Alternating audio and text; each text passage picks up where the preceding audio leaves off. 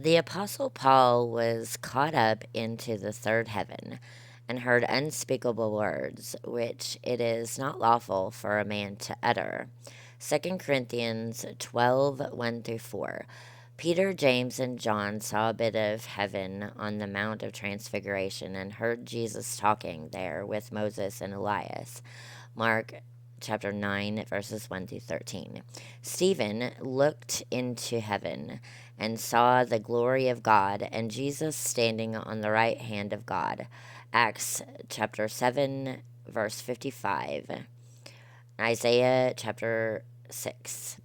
I pray in this study that the student of the Word will find himself standing in the very council room of God and hear the eternal God announcing his plan and program for the ages and eternity.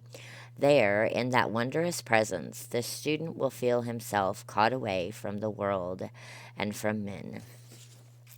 God, whose holy word sublime spans the measurement of time in revelation true and pure, maps the way of progress sure. The world has reached a stage in history when everyone is number conscious. Every wage earner, as well as others, has a social security number. The men in the armed forces have their numbers, and when their dead bodies are found, they are identified by their numbers.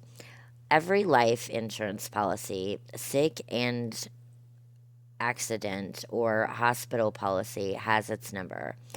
When food has rationed during World War II, every ration card bore a certain number.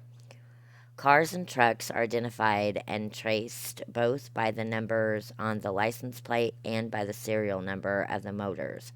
Football and baseball players have their numbers on the back of their uniforms by which each player can be identified. We now have zip code numbers for our mailing area, code numbers for long distance calling, and practically our whole life is regulated by numbers.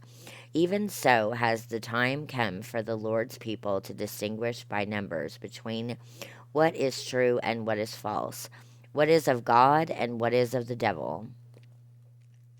Recently, a student was made in one of our leading magazines that 90% of all the scientists who have ever lived are living today.